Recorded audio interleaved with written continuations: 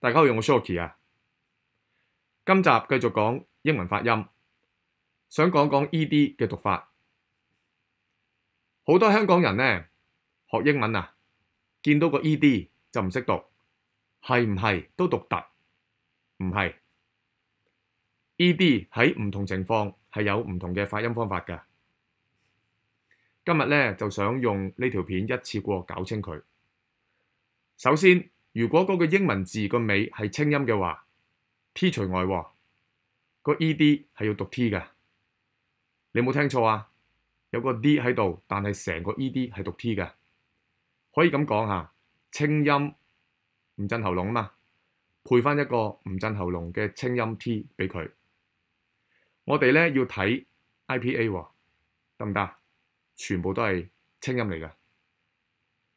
Hoped, hoped, liked, liked, laughed, laughed, kissed, kissed, washed, washed, watched, watched。當然唔係讀 watched 啦，離晒譜啊！好，第二種發音方法，如果嗰個詞尾係續子音 D 除外，個 ED 讀 D， 震喉嚨啊嘛，配翻個震喉嚨咯。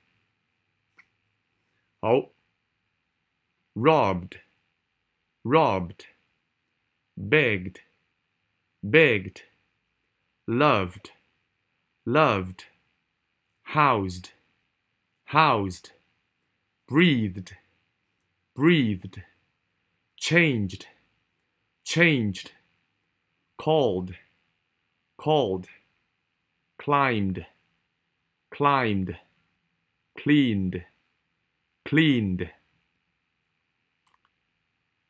好，頭先呢咪話 T 除外 D 除外嘅。好啦，如果嗰個英文字嘅尾係 T 或者 D， 就要讀 ED 啊，讀 ed 啊。wanted, wanted, needed, needed。好啦，如果嗰個英文字嘅尾啊係雙母音或者單母音，係母音啦，個 ED 係要讀 D 嘅。其實母音啊一定震喉嚨噶嘛，咪對翻一個震喉嚨個 D 咯。freed, freed, played, played, tried, tried, enjoyed, enjoyed, feared, feared, stowed, stowed, allowed, allowed, cheered, cheered。好，最後，如果個英文字係形容詞 ED 要讀 id。 An aged man, an aged man， 一個呢上咗年紀嘅男人。He aged quickly, he aged quickly， 佢呢老得好快。形容詞 aged， 動詞 aged。